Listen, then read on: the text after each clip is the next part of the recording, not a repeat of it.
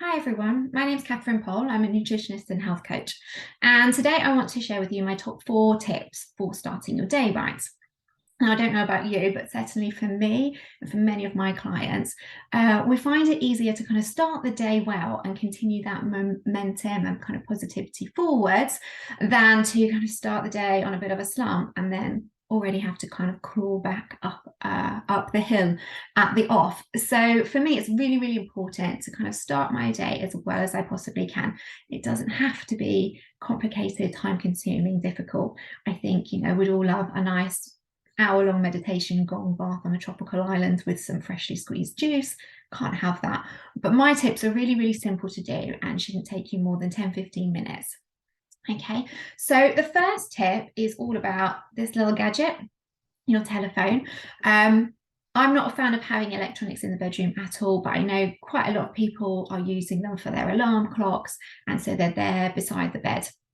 My first tip to you is to not switch it on and look at it, not to go straight into the emails or the social media. And actually, not when you're getting up, not to put on the computer or the TV either, just to have kind of 30 minutes of screen-free time, because our brains like to wake up in our bodies. They need a little bit of time to get going, and it can be really beneficial not to suddenly put loads of thoughts straight in that are coming from external sources. Even if you think you're looking at like really positive things, it's still busyness for the mind. And so actually just 30 minutes when you first wake up without those screens can be really, really beneficial. So that's my first top tip.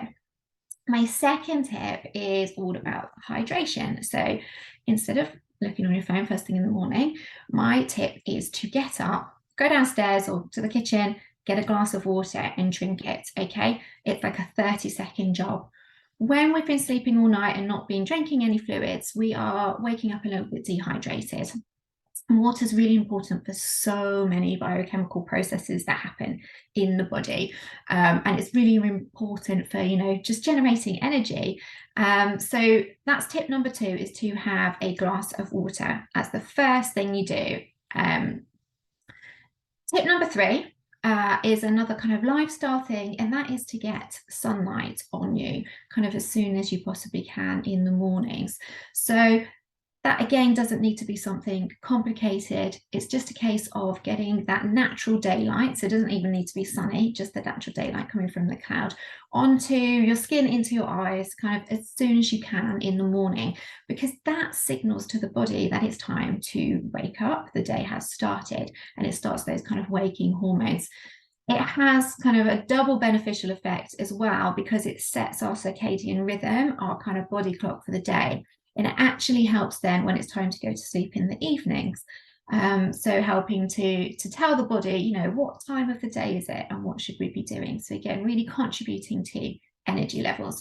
So if you've got time to take a walk, that's brilliant. But if not, just having, a cup of tea or a quick walk around the garden or looking through the window at a push, just to get that natural daylight into your eyes for a few minutes, kind of as soon as you possibly can when you're waking up. The number 4 is about your breakfast. And by breakfast, I don't necessarily mean, you have to have breakfast. It's whatever your first meal of the day is when you break your fast. And what we know is that when we have more protein in our breakfast, in our first meal of the day, it helps balance our energy levels throughout the day, which has an impact as well on our mood and our concentration and just our kind of general sense of well-being.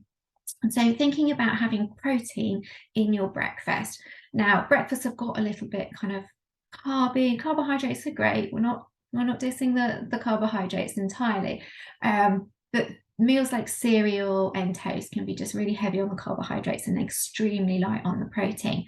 So I like to have eggs for breakfast whenever I can. So eggs can be kind of quick and easy as well to do. You can hard boil them in advance, for example, so it doesn't take up a lot of extra time.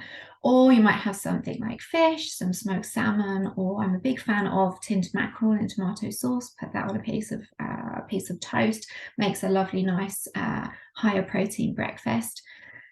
If that's kind of a stretch too far for what you're currently eating, or maybe you're not eating animal products, then you can think about having lots of nuts and seeds in whatever it is you're having, using things like nut butters, peanut butter, almond butter. If you eat yogurt, swap it for a higher protein yogurt, a higher fat yogurt, so something like a Greek yogurt, also a really good source of protein to help kind of boost that element of your breakfast. And that should then trickle on throughout the day to help balance those energy levels and the mood. And actually, it's been shown in research studies that people who consume more protein at breakfast tend to consume less overall calories throughout the day. So they tend to be consuming, less snacks and relying on those kind of pick-me-up snacks and things throughout the day. So that is my top 4 tips.